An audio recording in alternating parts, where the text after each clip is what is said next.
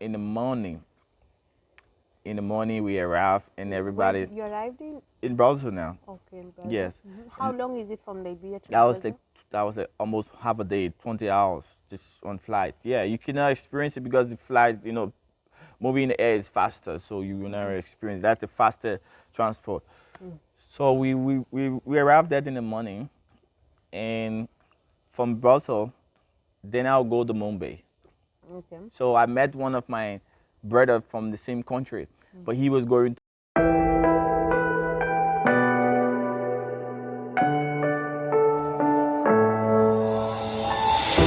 I'm falling. Tell me why I'm falling. What's up, guys? I hope you're doing well. Today we have another interesting thing, and guess who we have? We're in my YouTube channel. I'm so excited. I mean, like, come on, it's such a big deal to have Benjamin in my YouTube channel. Most of you may ask who he is, but come on, he's going to introduce himself to us. So, welcome, Ben. Thank you very much for inviting me. My name is Benjamin Kojo Itoka Jr. And I was invited today to talk about our first experience on flight. So this is how it all started. From the beginning of my traveling, I never had experience, of course. So it was on a New Year, of course. And then, I mean, imagine you having your first flight on a New Year. I met so many people from different countries. I make new friends. I met people from other countries that spoke different languages, that had different cultures, different ethnicities, different backgrounds. And those people just make my day so amazing. And one of the most important part you don't want to miss is on the flight where you have the choice to take whatever you love. I mean, not first class, of course, it's economy. I was taking economy. And during my economy class, I had a chance to take drinks of my choice, meal of my choice, and you can have veg, you can have non-veg, but of course, I prefer non-veg. Okay, so I mean, you just had a lot of food and a lot of things. Now, my opportunity was late. I supposed to have somebody seated beside me, but unfortunately, that person did not come. So guess what? I was having enough space to spread my legs, to sleep, to do everything that was possible to do. And it was a great night. And we spent the night up to the next morning. But before that happens, there was some strategy on the way, like entering the terminal. Okay, so when my parents drove me to the airport, I mean, of course, I had a low battery. Yeah. So this low battery thing was the cause of me not being able to speak to my parents to tell them that I have entered in the terminal. So by the time I enter in the terminal, and the rules of the terminal is you don't come outside. It's my first experience. So I do not understand that if I go in the terminal, I won't come outside. So by the time I enter in the terminal, my phone went off. And when you enter in the terminal, you have to do another thing. You have to pay for your luggage that you're carrying. Oh my God, I don't know how much it was cost. So a guy always at a point, he would say, hey, you know what? If you go over there to weigh your luggage, this woman is going to charge you a lot. So you know what we do? Just give me this amount of money and I'll go and talk to her.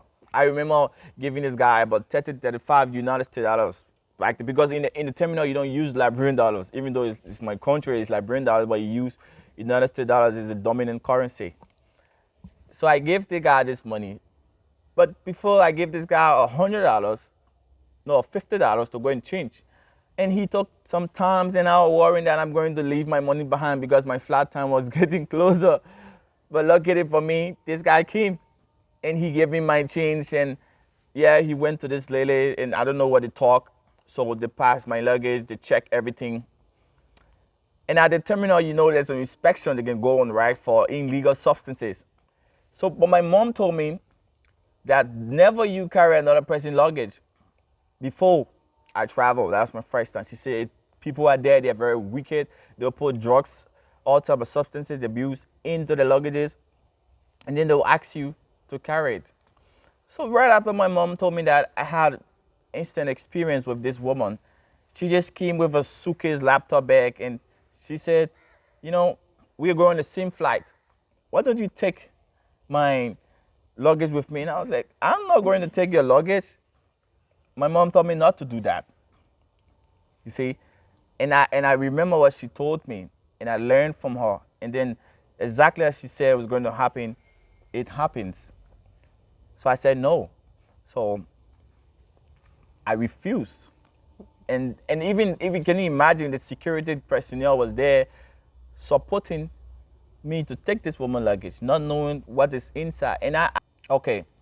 So being at the terminal, they have they have to strain you, meaning you have to go through some process. They'll check you to know if you have any weapons or any substance or any explosive things. Now I didn't know that, but I didn't carry any of them. Okay, I didn't carry any of them with me. So they checked me, removed my belt, removed everything possible, and then I went to a place where if you have anything, they will detect it. Yeah, but then successfully I went through. But then when I doing my entrance in the place, I met a guy who's like, okay, where are you going? I said I'm going to India. I'm going for studies, and he wasn't sure of me. So he said, give me your admission letter, and I was like, why is my own country brother treating me like this, right? But I had my admission letter, so I give it to him, and okay, fine, stamp my passport, and that's how I went on my flight. Yeah, so that was just that was my basic experience, prior to me having my New Year's on the flight and going to my next destination. So that's how it all begins with my experience. How did it make you make you feel? You're leaving home and it's a fast year. Of course, families would want to celebrate together. Yeah. And then you're leaving your family. How was it for you? Was it kind of hard to leave your family members? Yes, it was really hard because leaving my family was something I've never practiced. And coming to India was the longest journey I've ever experienced so far. Okay? I've never experienced so far. So to leave my family, it was very difficult for me. It was difficult for me. And even my family, to see me leaving them, yeah, they were excited for sometimes. But again, life has to go on, right? So I was able to put myself together and to be a man and staying strong. And that was how I was able to move on with my life to my next destination. Yeah. Okay. So, ask me the next question. Okay. So I would like to know a little bit about your experience. My experience? Yes, your first flight experience. Tell me. Well, mine wasn't that easy. First of all, I think I told you before that I missed the first, the main flight. And I was supposed to leave at 7 a.m. in the morning. So so what happened? Well, I mean, I hope my brother won't feel bad about it, but what happened? We delayed to wake up. Okay.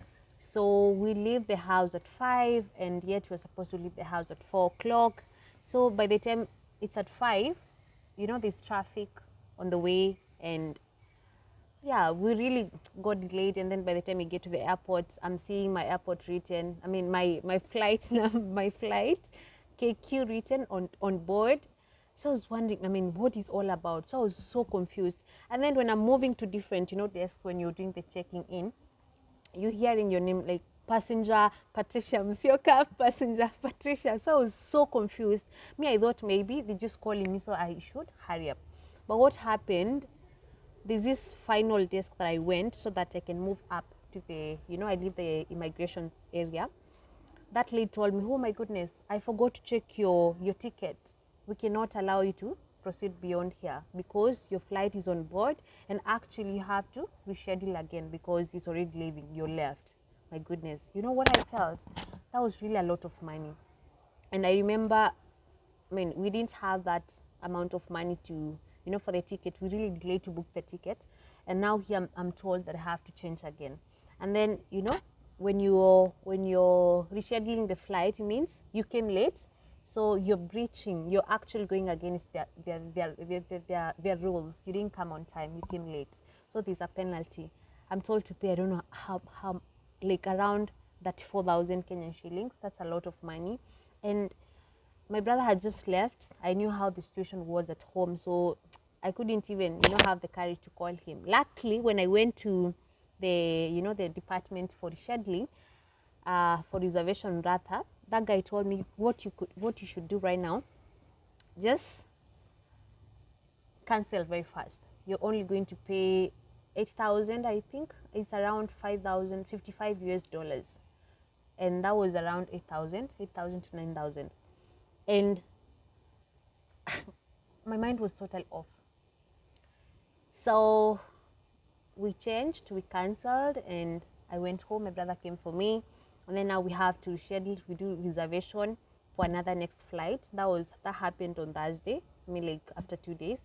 Imagine when you go back home and your friends, you told them that you're leaving the country, blah blah blah, and they're so happy. They're wishing you good wishes, and then you're going back again with that luggage. It was so embarrassing. But again, those who wanted to understand, they understood. We explained what happened. I stayed in the house without even going outside because I never wanted to meet most of my friends because they knew I was away. So yeah, the day came.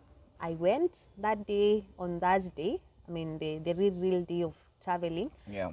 I told my brother that we have to leave on time. It was at 7:50 p.m. So Okay. we left the house immediately after lunch, and I was in the airport for more than 5 hours just waiting. But at least this time round, I never wanted to miss. When they say once bitten, twice shy. And I got to the flight, and my goodness, it wasn't okay for me because I was the only African in this flight going to Mumbai. The all Indians. I expected that when you're traveling, you meet cute boys, good people to.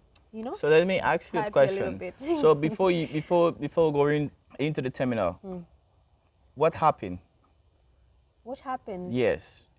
Like I told you my story, there's a guy came to me and I have to pay him some money because my luggage was too much. Did he have that experience? Well, okay, when I got to Mumbai, my terminal was a different, and I think I had a similar case to yours. So the person I think customer care, she told me what you have to do. Your terminal is like 10 kilometers away. You have to get an auto. That time I didn't even know what an auto is because we call them tuk-tuk in Kenya. And it's around 200 rupees. I didn't even have this money. And they're saying they cannot take any other currency. And that time I didn't even have a single coin in my pocket. So what you're saying is you have already entered India at that time? Yeah, I was No, in I'm India. talking about before India. Before India, oh, I think I didn't experience any difficulty because it was in Okay. Kenya. We just cleared with the immigration people, and I went up, I was checked, and then just told, wait for your flight. They checked my tickets, and I came. So what was that moment for you on your flight? Like when you get on the plane, do you have any privilege like bringing you food, drinks, and stuff like that? Tell me. Oh, I think that one I went very fast. So, yeah, they brought some food. I was really hungry, but they had carried some snacks. But then this food came, and the Indians. No, these are actually our people. So they brought some food that I could relate to. My Yeah. friend, I really enjoyed that food. Okay. But here another mistake came in. I missed the food for the Indian flight, and that time my stomach was really grumbling. My friend, hey, never sleep in a flight, but if you don't have food, you need to you better stay awake so at least you have they won't pass you, because when you sleep they'll think this one doesn't even want the what are they called? The refreshments, right? Yeah. You don't want those things. But for me, it didn't go well. And I didn't meet someone to talk to. Oh, that was really horrible for you. Yeah, they're all big men. They're just looking at me like this, Like, come on, just smile at me. When you do something skeptical, let's say, you're just standing. Imagine I didn't even go to the washroom because, like, whenever I'm moving, they're all Indians, like, Lord. It wasn't okay for me. I mean, it wasn't a Oh. good experience for me. So, what about your home food? Did you have your home food before leaving, before your departure? Uh, so I have just this. Well, I don't think so. I was so excited for life. I mean, I was so excited. I didn't even have food. I was like, this food you guys are cooking here, it's not my thing. Me, I'm going overseas. Okay. Yeah, so I only had snacks. Snacks on it. Yeah. Okay. Well, that you must have really been excited. I mean, that was like a dream come true for you. Of course. So you couldn't even think of eating your own home food. Imagine that. Wow. So but let me tell you about me, what happened to me. Even me, I didn't eat my own home food. So what my parents did was there was a restaurant at the airport, okay? So you have more time, okay? So we went before my departure time. So they were able to get me food. So they bought me, I mean, of course, a very rich food. It was a salad and a fish. I mean, there's so much. This food was so rich and plenty. I mean, I think they paid almost $10 for that food. That is bright. Yes, and I had that food. It was great. So I mean, so delicious. Imagine that, having that kind of quality of food to yourself. I felt like a king during that moment. Yeah, of course. You're going to represent Yeah. your country too. Of course, that's how I felt. But after that, everything was good, and then we came on the flight, and then like I told you, in the terminal, I met this guy from Australia who was an atheist. Okay, and this guy, they came to monitor our election because our election completed right after our election, and then I came. So this guy, they came to monitor our election, and he's an atheist. And then this guy know all about history than I do. And I was wondering, how did he know all of those things? Because we had a war before, right, a crisis. And this guy and I was talking, and he was mentioning one of our warlord, who's a warlord leader. Imagine that. And I was like, how did this guy know all these things? He said, come on, we know everything about your Africa. We know. How can God be this? He said that all saints are equal. I mean, this man who has murdered, killed a lot of women during the war, now and then God is saying that all saints are equal. It cannot be. I don't believe in God like that. Even trying to talk to this guy wasn't easy. So at the end of the day, we just have to stop the conversation, and we exchange numbers. We exchanged numbers, and after sometimes I had some, let's say, some snacks. I had some snacks. It was very expensive. I didn't know. I mean, in my own country, it wasn't easy in that Boss terminal. baby. Yeah, because nobody knows what goes on in there. So I had to get some snacks like Pringles and stuff like that. Oh. Yeah. So I bought it, and I had it. And after a while, our flight came, and from there, we jumped on it, and we were on the flight. But here is the thing: the most frustrating part was the longest hours I've ever sat. I mean, disaster, right? 20 hours. Can you imagine that? 20 hours from Liberia to Belgium. But that, you had such a long journey. It's just 10 hours for us. 20 hours because these people, they have their own company, right? So there's no transit. You have to change other flights, you have to change. That's why the hour was a little smarter for you people. But for me, it was straight flight.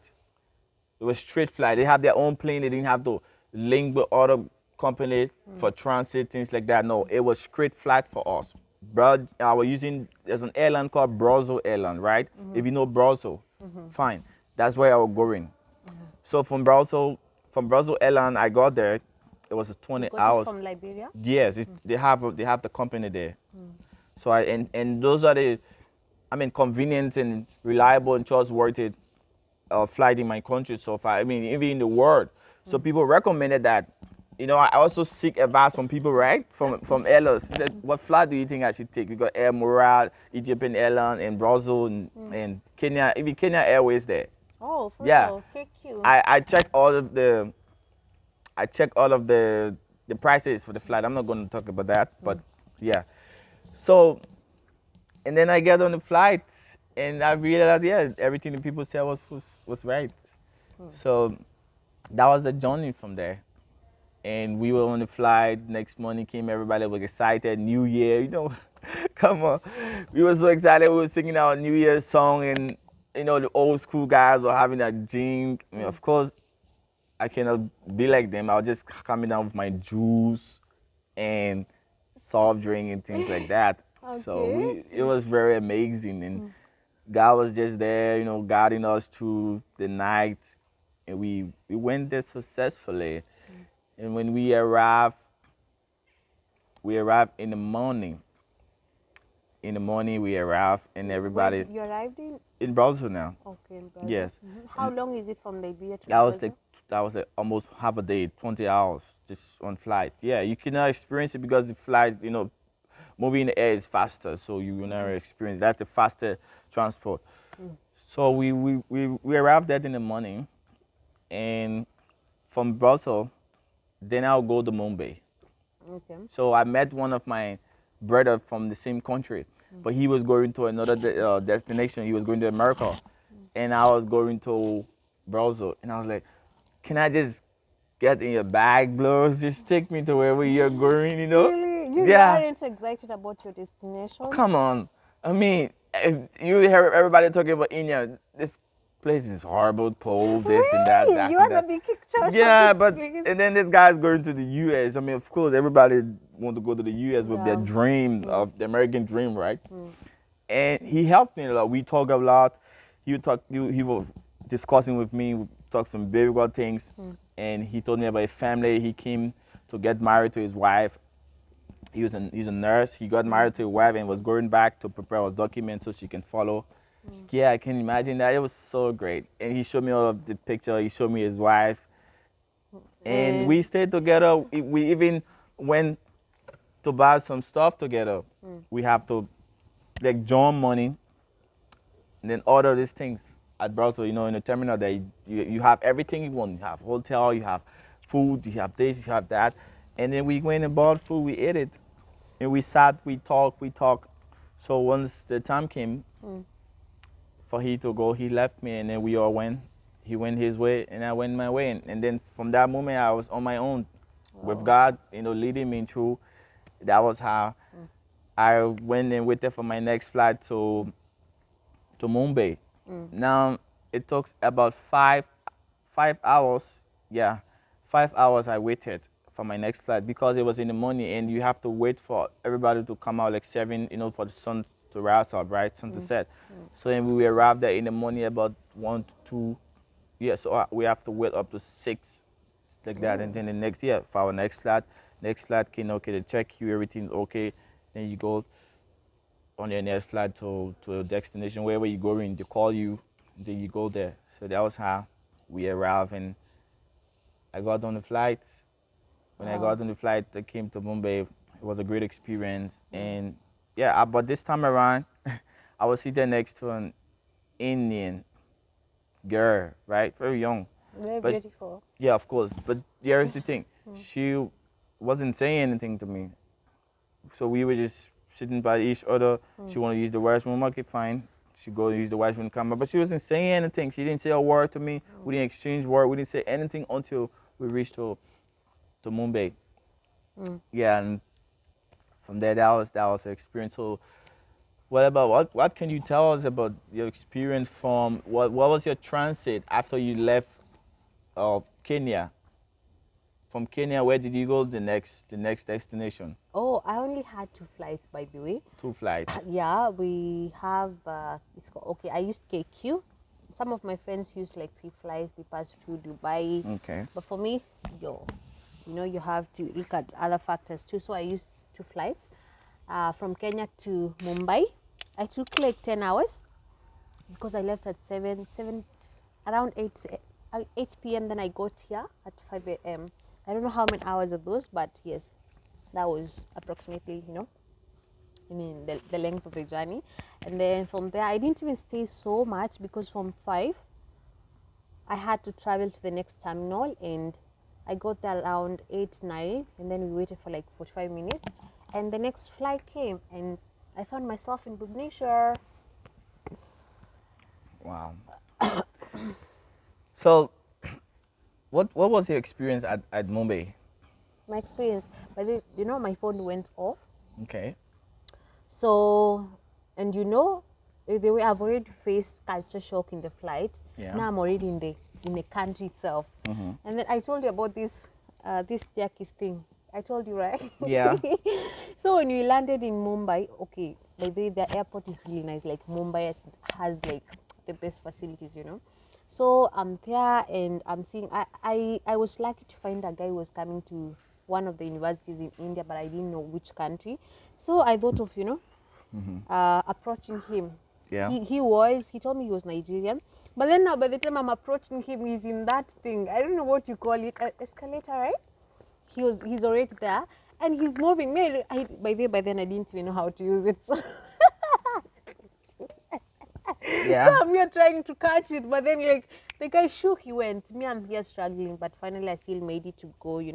To have my things sorted out, and yeah, I met this Indian guy. I think just immediately when I'm about to get an auto, first of all, I didn't even know how to get it. So this guy comes, he was really handsome.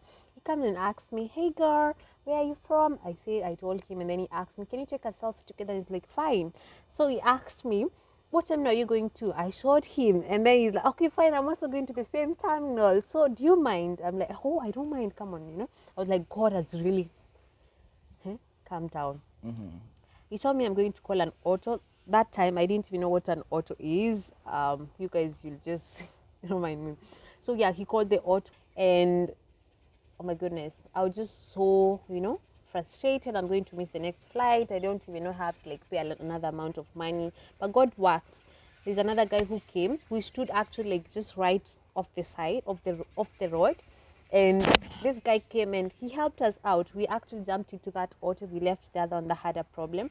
And we got to a terminal on time, and he guided me out. He told me, "You just go over there, you go do your checking in, and we'll meet again. And bye." So That was it. that was it. That was great. Well, for me, after spending all these hours, I got on the flight and I finally reached Mumbai and at this mega airport. I mean, imagine all of the infrastructures, the furniture, the designs, and I'm seeing different people. So you have to fill in the form, a certain form. But I didn't have a pen. Imagine that. So I asked a guy who just completed an Indian, and he said, "Well, fine, you can. After doing it, you can have it." And I said, "Well, thank you." So I filled in the form, and then I talked to a few people, showed them my ticket. They said, "Okay." They directed me where to go. So I went there and I met the the immigration officer, and then they asked me some questions like, because they have to know if you're free from any infectious disease, right? You have to take that test. You have to show the yellow fever card. So I showed him, and he said, "Okay, fine." Then he stamped it. And that's how I went. But that was not it because that was just my transit to reach to my domestic or destination, right? So I have to get another ticket to come to Odisha. So I had paid for my flight, not knowing I have to wait for almost, I don't even know what was the time, but I can't remember the actual hours, but I waited so long until the next morning, like 11:30 in the morning for the next flight. Imagine how much. Yes, and I didn't even know because I wasn't feeling anything like somebody's coming to take my baggage, somebody's coming to rob me. So I didn't even have time to go to in a hotel, in a motel or hotel or something like that.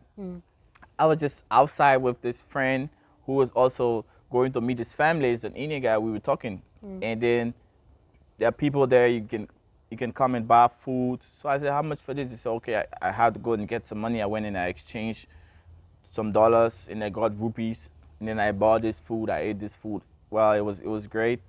And then this guy, he works he works with the ship. Okay, the people who works on the ship, and after I don't know how many times he been there. Now it was the time for he to go to his family, right, to meet his family. So we met, and I said, where are you going? He said, he called his state name, and then I said, okay, I'm going to Bhubaneswar at KT University to study. Yeah, and that was how he left me. He left earlier because his flight came, so I had to wait. And after that, I have to go to all the places and stand up and wait and sit down and stand up and wait. And there they have like an electronics board where you can see your numbers, right? Your flight. Sometimes if the flight delay, you get an announcement that your flight number this has been delayed. Okay, has been delayed. So yeah, so that was my whole experience. And then after getting my flight, I came finally to this place, which is Bhubaneswar. Yeah, yeah. And then they asked me, where you going? I said, I'm going to KT University. After the guy asked me, said, do you know where you're going? I said, actually, I don't know where I'm going. So I showed him my admission letter, and then I booked an Ola cab. Yeah. And after that, I came to KT University, and I met my friend. He took my luggage, took my bag. Charter came in, and he took me to my Your hostel. hostel. Wow. And yeah, there I started my new life. So that's my experience.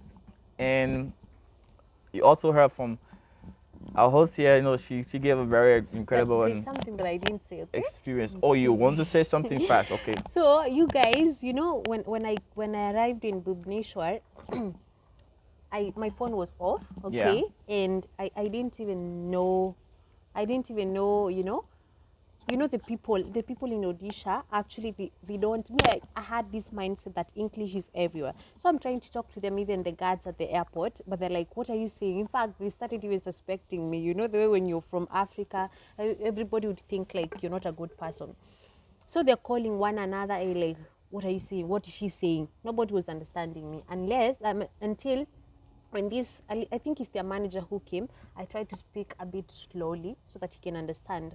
I even showed him the letter, and he's like, "Oh, you're going to Kids Kalinga?" I was like, "Yes, fine, just bring the letter." And then he called, one of the agents, someone from the White House, from the international office, and they say, "Oh, don't worry, we're going to connect you to one of my colleagues, and then you'll be picked up."